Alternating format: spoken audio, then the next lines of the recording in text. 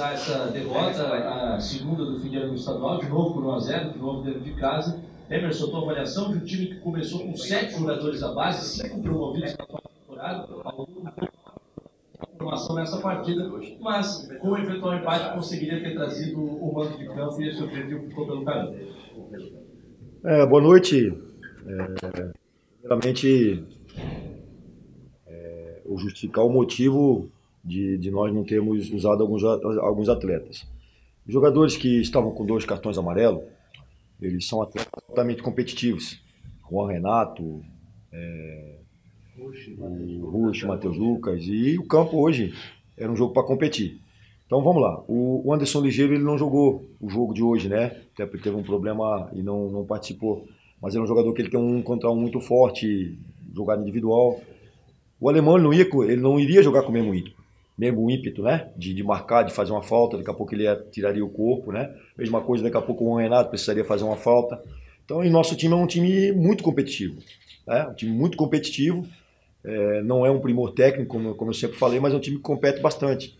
Então, Matheus Lucas é um jogador também de muita disputa, de muita entrega. Então, nós resolvemos não colocar esses atletas, até porque nós já estávamos classificados para a semifinal, que era um dos objetivos. Gostaríamos muito de trazer o jogo decisivo para cá e sabemos do profissionalismo. Falei para os atletas, olha, do outro lado tem profissionalismo, e, embora não vá com a força máxima, mas os jogadores que vão atuar, eles vão se comprometer. E aconteceu que o Avaí ele fez a vitória lá e nós não fizemos a nossa parte. Mas eu também não sou nenhum cara irresponsável de colocar uma equipe aqui que vai perder para o Marcelo Dias. Nós jogamos um bom jogo, tivemos um erro no começo do jogo e talvez não tenhamos começado tão bem, mas depois nós fizemos por merecer pelo menos o empate no jogo de hoje. Nós tivemos volume para isso, mas não tivemos a competência. Então foi isso que aconteceu. E agora é aproveitar essa semana cheia que nós vamos ter para fazer um grande jogo lá em Chapecó e buscar a vaga para a final. Emerson, dos jogadores que entraram hoje, né, principalmente os garotos da base, que avaliação de desempenho dá para fazer com relação a eles?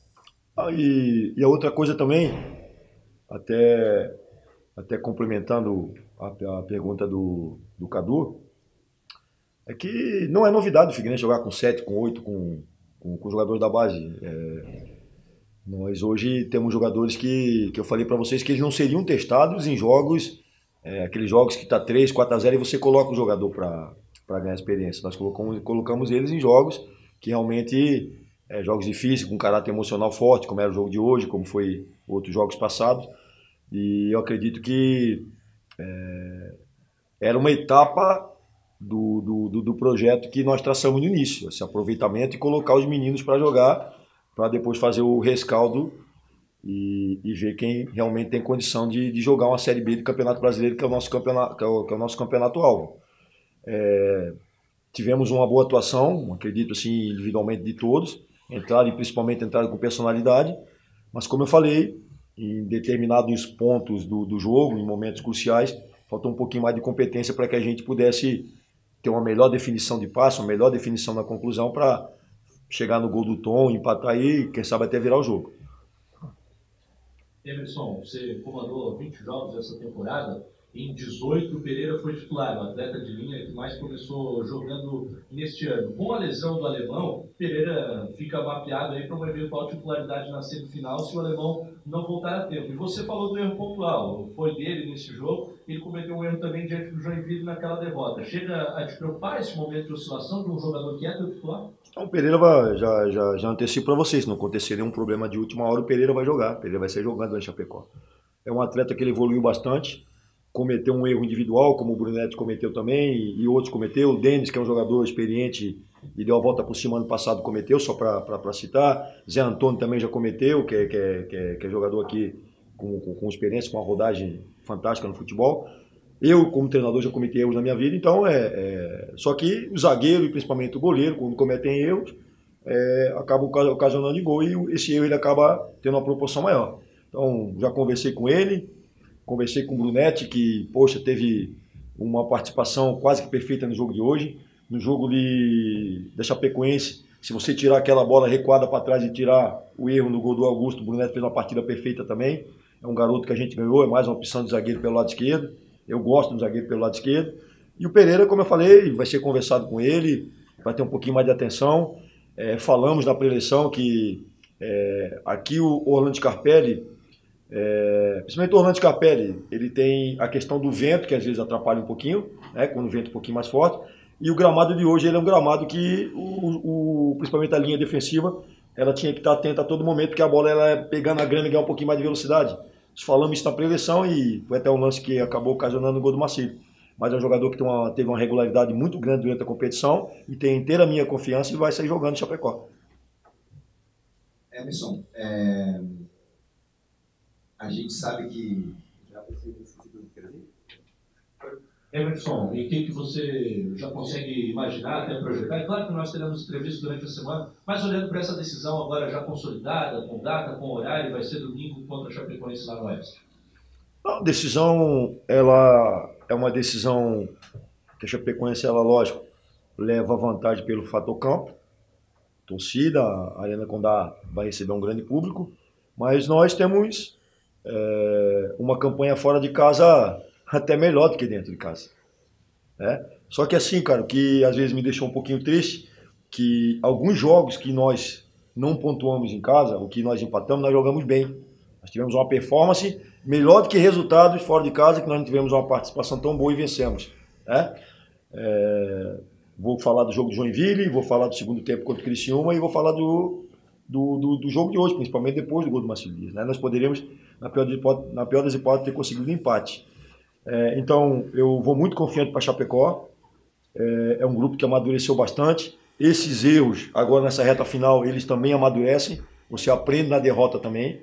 Às vezes a vitória ela te encobre algumas coisas, né? O jogador profissional, às vezes, quando você vai fazer uma cobrança em cima de um erro, quando ele vê esse jogo, às vezes ele não enxerga tanto esse erro, né? Então, agora é mostrar para os atletas onde nós erramos, principalmente nesse jogo decisivo, porque em partida de jogo único, e principalmente como você na Chapecó, você não pode cometer nenhum tipo de erro e você tem que ser efetivo. Porque é um jogo equilibrado, um jogo com caráter emocional muito forte, onde as raras oportunidades que aparecer você tem que ser efetivo e tem que aproveitar.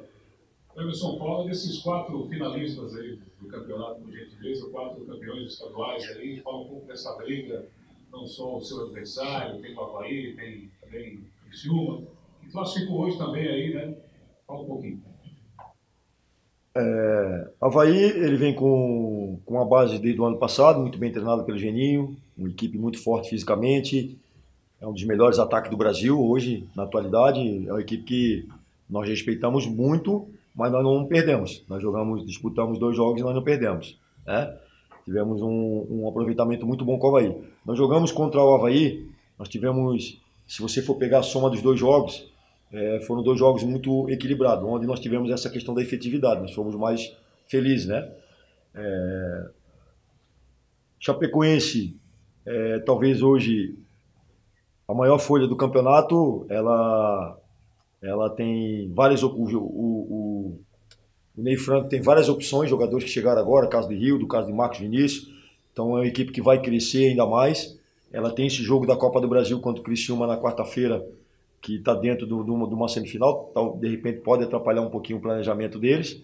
Mas é uma equipe que tem valores individuais muito bons. Coletivamente ainda ela não rendeu tudo aquilo que ela pode, mas ela tem valores individuais, talvez sim, o elenco individualmente falando melhor do campeonato. E o Criciúma, peso da camisa, tradição, tem o João Carlos Maringá que está lá, que ele tem um poder de mobilização muito grande perante o elenco, o Gilson Plena, que é o treinador experiente, e o Criciúma também agregou alguns jogadores agora nessa reta final, né? 2, 3 jogadores que acabaram dando um upgrade na equipe. Então, são duas semifinais completamente abertas, 4 camisas muito pesadas e aquela coisa, quem errar menos e for mais efetivo vai levar a vaga para a final. Emerson, são já 4 jogos que está chegando agora sem vitória, né? São 2 empates com o futebol um pouco abaixo do esperado, como você disse, e duas derrotas com um futebol bem apresentado. O que está faltando para o Figueirense encontrar o caminho da vitória? 4 jogos abaixo que você falou? 4 jogos não. 2 jogos. 4 jogos. 4 jogos sem vencer. 4 jogos sem vencer. Nesses 4 jogos nós não jogamos bem contra o Ercílio Luz. Contra o Ercílio Luz nós não jogamos bem. Contra o Joinville teve todos aqueles acontecimentos que eu não vou estar repetindo aqui, mas nós jogamos bem. Não merecíamos perder o jogo. E os 2 jogos em casa. Aconteceram talvez algumas falhas individuais que acabaram nos prejudicando, mas nós jogamos bem também. Então, isso me dá tranquilidade. Isso me dá tranquilidade porque, às vezes, você não joga bem. E que eu vou confidenciar para vocês 2 momentos aqui do campeonato, 3 momentos do campeonato que eu talvez até demorei um pouquinho para ir para a coletiva, porque eu fiquei conversando com os jogadores. O jogo de Itajaí me preocupou, que eu fiquei conversando com os atletas, não tivemos uma postura legal. Marcelo Dias mereceu vencer o jogo lá. Contra o Avaí no segundo tempo, nós tivemos uma postura muito ruim também. Ficamos 20, 30 minutos conversando lá depois do jogo. Eu cobrei os atletas depois do jogo. Geralmente existe uma conversa, né? E vocês acompanham lá no dia a dia, eu levo o quadro, mostro para os atletas, mas eu conversei no dia do jogo. E o outro jogo que nós não tivemos uma postura legal foi o jogo do Ercílio Luz, que depois também eu conversei com os atletas, não tivemos uma postura legal. Agora, a maioria dos jogos, nós mantivemos uma postura regular. Às vezes jogamos um primeiro tempo bom, oscilamos um pouquinho no segundo tempo. E nesses jogos agora, esses 3 últimos jogos em casa, nós jogamos bem, cara. Nós jogamos bem, só que é uma coisa que eu falava no início da competição. O resultado estava vindo antes da performance. Agora nós tivemos uma performance boa, mas infelizmente não conseguimos o resultado. Emerson, pela informação que eu tenho, na última sexta-feira, 2 jogadores da Ferroviária em negociações avançadas com o Figueirense. O meia Tony, de 32 anos, e o Felipe Matheus, também meio-campista, de 28. Queria que você falasse sobre esses 2 jogadores que vocês devem anunciar em breve. Bem informado, hein? Bem informado, hein? Não adianta esconder, né? O Tony e o Tony e o Felipe Matheus, eles já estão aqui em Florianópolis, né? Já começaram a fazer os trabalhos de exames, de testes. O Tony fez um excepcional Campeonato Paulista. Ele tinha 5, 6 propostas de outras equipes. E aí entra um fato interessante, que nós tivemos muito problema no começo. Eu liguei pessoalmente para o atleta, conversei com o atleta, qual é a imagem que chega agora? A imagem que chega aqui, hoje o clube tem uma responsabilidade financeira, os salários estão em dia, grupo bom, harmonizado, com vários jogadores com fome, com vontade de crescer, né? E aí o Tony optou por vir para cá, para Florianópolis, né? Então eu acredito que é um atleta que vai agregar muito valor técnico. Ele é um jogador que ele pode jogar como um meia, tanto pelo lado direito como pelo lado esquerdo, né? Como a gente vem jogando, né? A gente joga Zé e Betinho, ele pode jogar do lado esquerdo, ou daqui a pouco ele pode jogar pelo lado direito também. É um jogador de um bom passe, cadenciado, aquele jogador que ele coloca a bola embaixo do braço e determina o ritmo do jogo, né? E como eu falei, ele está vivendo um grande momento individual, né? É um atleta que já tem experiência de Série B do Campeonato Brasileiro, conseguiu um acesso pelo América de Minas Gerais, se eu não me engano, tá? E o Felipe Matheus é um atleta também que a gente acompanha aqui, eu acompanho particularmente desde a época do Boa Esporte, onde ele foi campeão brasileiro da Série C. É um jogador que ele pode fazer também a meia esquerda, pode fazer um camisa 10 e pode atuar pelos lados do campo, principalmente invertido, né, com a perna esquerda, jogando pelo lado direito, trazendo para dentro. Então, ele tem 28 anos, também é um jogador maduro, rodado em Série B, dentro daquele perfil que a gente conversou e que nós iríamos trazer para agregar valor técnico à nossa equipe. Certo. Fechou. Concluímos a entrevista com o técnico Emerson Maria aqui no estádio Orlando Scarpelli, após o 20º jogo do Furacão na temporada de 2019.